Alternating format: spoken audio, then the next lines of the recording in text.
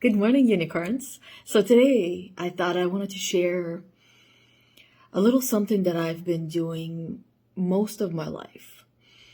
And most of my life I've been, aware of how I approach life, and I feel like maybe it's time to start sharing with people and giving less fucks of what people think. What do you think? Okay, so then here's the thing. This is I'm also at the same time thinking of how do I want to name this video so that way when I rewatch it, I know exactly what the name is when I post it. And I guess it doesn't really matter.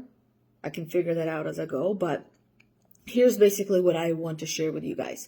I want to give you one little trick that I have been doing that has improved each and every relationship that I have. And I say that I have in that tone because it also has allowed me to identify those relationships that are not serving me and let go of them. Because sometimes we do struggle with actually letting go part of a relationship when we know that it's over. Sometimes it's over before it even starts for some of us. And every time I refer to a relationship, I refer to any relationship. And that also means not just with human beings, but relationship with a device, relationship with food, any relationship, because it has an emotional exchange for all of us. So that's what I mean when it comes to a relationship. So you can start applying, or anything that comes up for you, that's the relationship that you are wanting to question, so to speak. We're all going to have great times, amazing times, bad times, and really shitty times in every relationship that we have. Okay? Think about it. In every relationship that you have, and including the most important one, that's the one with yourself, there's going to be a roller coaster ride of emotions, of experiences, of everything, right? So how do we really fall in love in that relationship? Because with friends, you also fall in love with friends. It's different kind of love. We know this, right?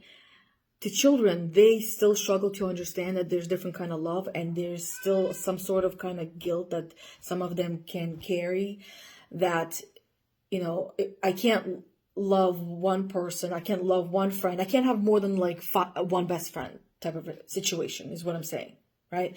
So we as adults kind of feel that same way. Some do, and some learn that we have different love for everyone and that you simply just cannot compare. And I've seen this in my friendships as well, where I am on that side where I am very aware of every relationship that I have. Yes, including the ones with food as well, and human relationships. And that there's still more awareness that keeps coming through with every day, with every experience. We always get to learn more. I never want you to approach life that I know everything about the subject that there is to know. Like, that approach closes you up for any kind of success. Really. You got to go in with whatever it is that you're doing, even if you've done it 100 times, go in there doing it like you're doing it for the first time, and you get to learn something new each and every time. Like, approach it with childlike curiosity and childlike mind. Okay, so what I'm about to tell you, I want you to do it in that same way. Okay, so here's the little trick that I do that helps me to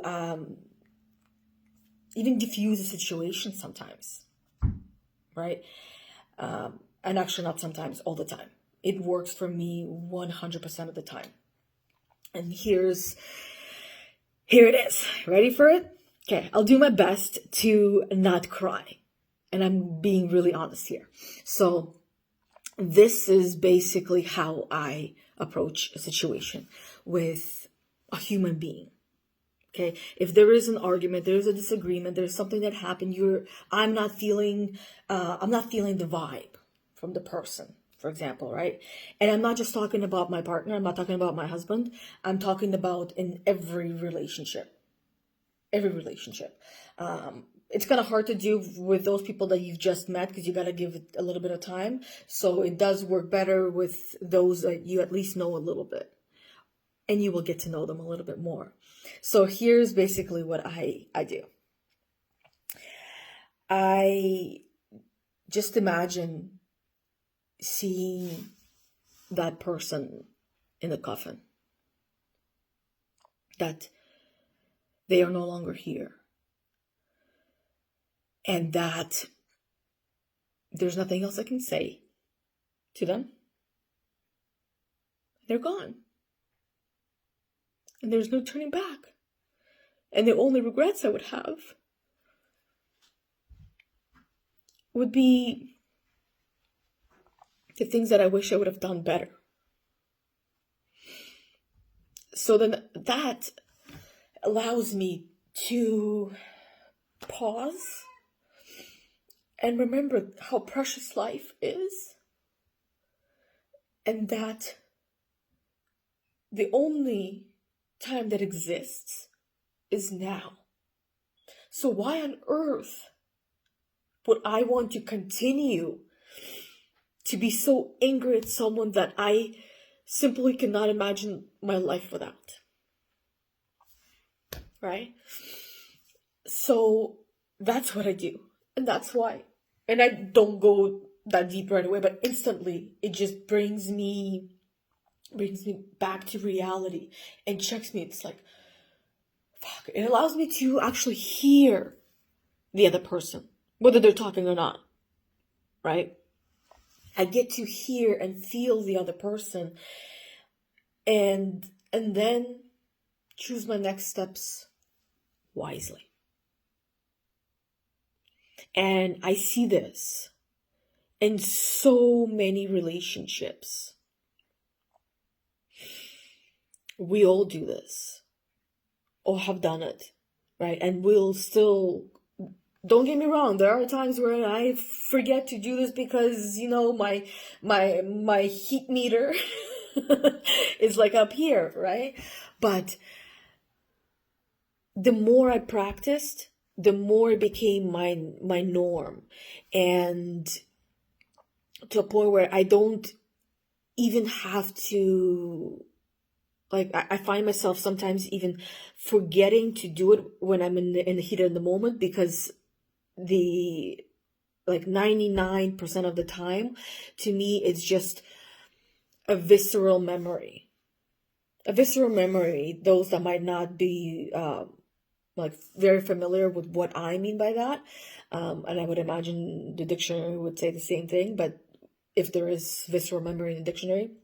But to me, a visceral memory is something that you might not consciously remember, but you just instantly feel. You feel that memory, and and you instantly, by feeling that memory, you already know what that memory is without being fully aware of the text, the language, and the wording of it, is what I mean. So that when you are in that situation, you instantly feel the love and gratitude for that individual without having to picture them dead. Because that's also not something that, being a coach of visualize what you want, that's not something you would want, right? So you would want to stay away from that, but the goal is to get you to a place where you don't have to picture them dead. You just instantly feel love for them and see them for who they are in that moment when they're upset, and they're really just a hurt child. We are just all big kids running around throwing temper tantrums all the time and hoping that a reasonable or a conscious adult comes in and helps us to see our temper tantrum and what's actually happening there and work through it, right? So that's what I, as a coach, do in a way, because all of that is attitude as well. So having gone through it and experienced, we've all experienced anger and we don't like it, and witnessing a lot I've always been an observer, so I would just observe people, situations, and relationships and make sense of it in my own ways. We all do this, right? We're all observers. Yes, Ramses, you can come here. We're all observers. We all do this. But the key part to all of that is then what do you do with the information that you have gathered? Do you then go and apply it into your own life? That actually means that you've learned something and you've taken action on it, right? Or do you learn something and then say, that's good to know, that's good information, and not actually apply it into your life and do the hard things? Because often the things that we learn are hard things that are going to make us feel uncomfortable, therefore we don't want to do them. So that's the difference between many of us. And the thing is that is not permanent. That by you just starting to apply something a tiny bit, it'll become more and more and more part of your life. The more you bring that into your life, the more it'll be part of your life. Another thing I'm going to say, use an example, is books. And I see this and I hear this and I witness it all the time. And it's one of those things that really does frustrate me. It used to really anger me, but I know that everyone is on their own journey, so I'm not going to get angry at someone else's journey. But I'm allowed to be frustrated about something so that way I can bring not my frustrations, but bring my knowledge of those frustrations and my experience of those frustrations in my own personal life, because this is where I had to take ownership of that. We all do. I am a huge believer in that everything that happens in our life, take it and say, it's my fault, right? Not expect somebody else to take ownership, but it's my fault. Take ownership. And then from there on, now that it's yours and you own it, as an owner, you can decide what you want to do with it. So anyways, so what I want to talk about is my frustration. And hopefully this frustration helps you to take action. My frustration is that there are so many people that read incredibly life-changing books. If you're one of them, please don't hesitate and don't be ashamed, most importantly, because I want you to also take ownership. Whether you want to share you taking ownership with me and everyone who'll be watching this in the comments or not, or if you just want to take ownership for yourself and write it down for yourself somewhere, okay, or record it for yourself somewhere. Another great way to get that out and say, okay, now I own it. What do I do with it? So there are so many people that read books, life-changing books, like I said, and their life is not changing. And my mind goes, what the fuck? Like, I read a book, my life is supposed to change. Why is my life not changed? What happened, right? And then I fairly quickly learned that the reason why I read this awesome book and nothing changed is because I did fuck all with what I've learned. And I like to use colorful language because it allows me to express my frustrations and get that out. And it's not because I'm vulgar or anything like that, but that's my process. That's how I do it. And if you don't like it, too bad. If you like it, then you're my kind of a person. Anyways, so I learned really quickly because that I was not applying what I was learning. I was learning, but knowledge is not power. It's not. Applied knowledge is power. Because once we apply the knowledge that we have just gained, we have become powerful because we have done something that probably makes us uncomfortable. That's why we're reading a book in the first place, to have the answers. But having the answers is just one part. What do you do with those answers? That's the key. No, great. You know how to change your life. Then why is it not changed? We're all capable of doing it on our own, by ourselves. Yeah, we are. But it's not an easy journey, and most of us don't want to go on that lonely journey, because that journey, if you've started on personal development and nobody else in your inner circle has, you know it's a very lonely journey. So how do you then stick with it, right? How do you hold the line? Surround yourself with those that are on the same journey. Get a coach. I kid you not, it does not have to be me. I'm not just promoting myself here. In all honesty, of course I'm going to promote myself. I'm not going to promote all the other coaches. I'm going to promote myself first. I got to feed my family, right? So if it's not me though, you will definitely benefit from hiring a coach that energetically is a match for you. So find that person and get their help in helping you to get to where you want to get to. Money should never be a problem. Should never be an excuse. And I say that because I know that I've lived through it, and I know the value of the hired help firsthand. Like, the best way I can put it is I've put in 3 years of on my own to heal myself, to get myself to the place where I am now, but I was nowhere near where I am now. I was still so far. So 3 years of doing that on my own. And then I finally said, you know what? I'm going to hire a coach that I knew a coach, and we were a very great energetic match. So I hired her. To me, money was not a question. So I said, tell me your price. She told me her price.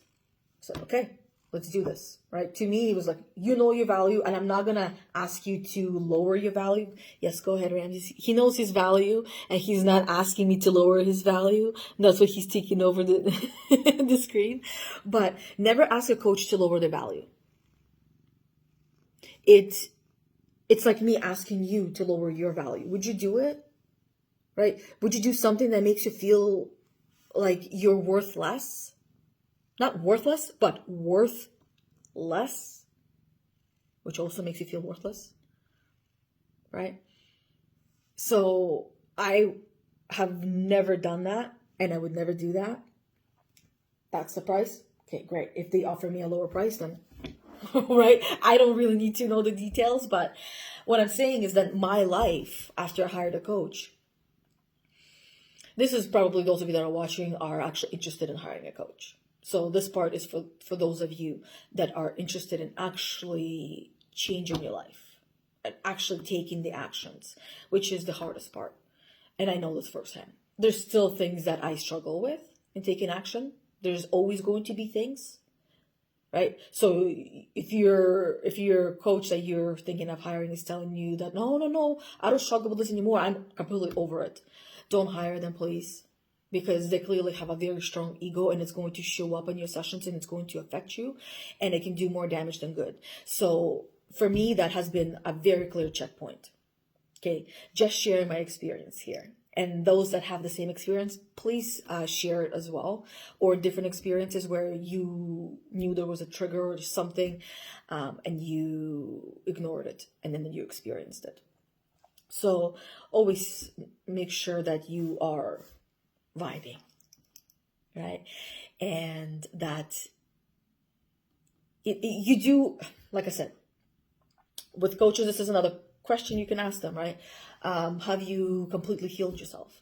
You can't completely heal yourself because, I mean, I can say I completely healed myself, but there's going to be shitty times. So I'm not completely healed because there's always stuff that's coming up for me. So then even though I say, yes, I completely healed myself, then I go back and actually, because I like to express myself verbally, then I go back and say, no, you know what? There's always new things coming up. So I completely, like, I don't believe that I can actually fully, completely cure myself and heal myself in every aspect that I possibly can, because there's always going to be new things coming up That's just how it is. And the same thing applies for business. If you think that you've solved all the problems, then you're not doing a great job in running your business, because you need to have new problems every time. Because that's where growth happens for you personally and for the business as well. Same thing in the personal life. There always needs to be new stuff that comes up that you're working through and working on for yourself and for in your life. Why? So you can continue to better yourself and work through it, so that way there's new and new and new. It's like climbing Mount Everest. That's what life is. But are you going to climb that Mount Everest and bitch and complain the whole entire way? And when you actually get there, you don't even appreciate that you got there? Or are you going to learn how to endure the journey and fall in love with the journey? Because that's where happiness is. It's not in the journey. It's in the journey, not in the destination. And too many of us focus on the destination, and destination, we actually don't even realize the destination leads back to why I started this video, leads back to the coffin. That's the destination, the end destination for all of us. None of us are actually even talking about and focusing on that. But that is the reality. Ignoring it is not going to make it any less or any less real or not real. Right? I'm sure you know this. So it's also important to get comfortable with the uncomfortable, and the conversation of death is uncomfortable for most. I can tell I'm already tired of talking, and plus I only have like a couple of minutes left, because my words are coming out like slothy. Anyways, so what I'm saying here is that if you really do want to improve your life, that you are more than capable of doing that in yourself and by yourself. But it is going to take you much longer. Like I started saying, for me, the first 3 years I was doing it on my own, and I got somewhere, but I was still in almost as much pain as I was before, even though I had some tools to work through it. There was a lot of struggles in there, because I am one person, I am one mind, and I can only see and feel and sense things of myself to a degree. And having other perspectives come in, like a coach who is trained to approach any situation in the best possible way,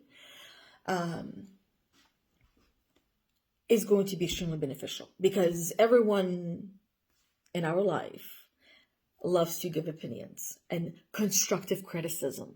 Okay? This was my favorite. And this constructive criticism always felt like a personal attack. Now, a coach is able to give you constructive criticism, but in such a beautiful, powerful, loving way that it's like, the best way I can describe it is, if you have ever been fired and you were super happy about it, and you were just so excited for your future. But most of you probably never had that experience. I had. And that's how it feels when a coach gives you that. The reason why I had that experience, I had to reframe what happened, right? And for me, I stuck to my integrity. I did what I knew was best, right? If they don't agree, that's not my problem. That's their problem. That's what I also refer to as living life authentically. That no matter what, you're going to be yourself. And you're going to be true to yourself, even if there's going to be major consequences. And it's especially most important now in the world that we're living in. I'm just putting that out there. So anyways, now I forgot where I was going with this. But anyways, I was just wrapping up. At the end of the day, whatever it is that you are facing, if you ask yourself that question, right?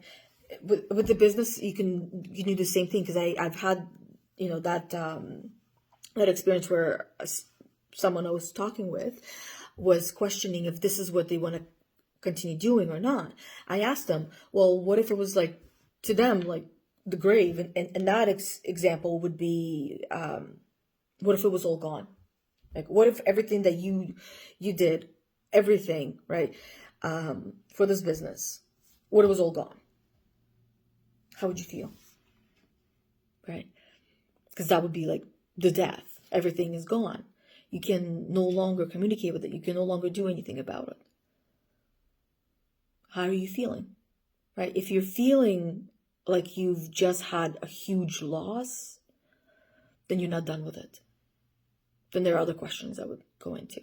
But if you feel relieved, well, I'm pretty sure that kind of explains it, right? That means, okay, I think I have my answer now. So the same kind of concept applies in relationships. But at the same time, when you're in the heat of the moment, that might not be the best place to make that actual decision to end it. You gotta kind of sit with it and go through whatever is coming up for you, right, afterwards.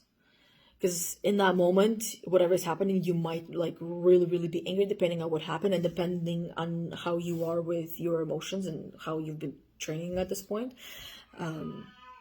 But unfortunately, too many people are not able to. That's my cat, by the way. He's screaming at all the birds and the chipmunks and all the wildlife and the squirrels in the backyard. He gets really excited. Anyways, so I see too many relationships fall apart when they don't need to. But if you are the only one that is doing all of the work and all of the growth, and you got to give the other people time. And when I say time, you got to give yourself time and you got to give them time. And you are the one that needs to determine what the length of that time is. For me, for most people, I actually, not for most, for all people, I never close the door. I might step away, but I never actually close the door. That if they come back, and for them this is the enough time that has passed, and for me, then okay, let's take it from here, right? That's it. Anyways, that's all. My time is running out on here. Quite literally. I have a couple of seconds left. And hopefully this was helpful. Let me know what was your biggest takeaway from this video. That's one thing. The second thing I'd like you to do is let me know what is the action that you're going to take. Okay? And the third is, when is that going to be done? Fourth is, who are you going to get to help you to stay accountable to getting it done? Okay, and make sure that they are actually going to make sure that it's done. Other than that, please share it with somebody that you know is going to benefit from this information. And until next time, guys, thank you for watching. Bye.